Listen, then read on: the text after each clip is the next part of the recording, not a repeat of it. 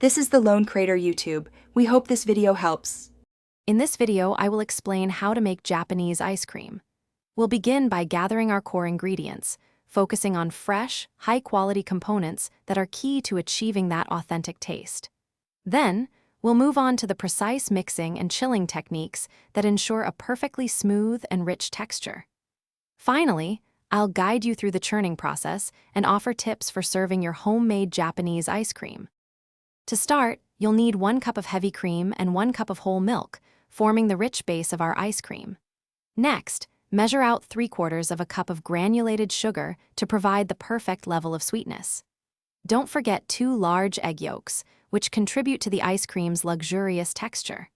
Finally, for that distinct Japanese flavor, have 2 tablespoons of premium matcha powder ready to be incorporated into the mixture. First, gently heat the milk, cream, and half of the sugar in a saucepan over medium heat until just simmering. In a separate bowl, whisk the egg yolks with the remaining sugar and matcha powder until pale. Slowly temper the warm cream mixture into the egg yolks, then return everything to the saucepan and cook until slightly thickened.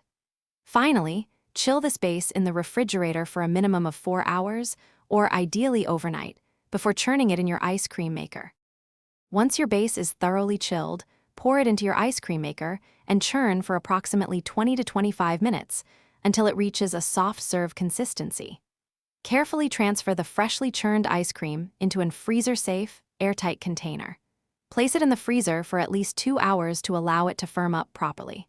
When ready, scoop and serve your delicious homemade Japanese ice cream, perhaps with a light dusting of extra matcha powder or a small dollop of sweet red bean paste for an authentic touch. Thanks for watching. Consider subscribing if we helped you.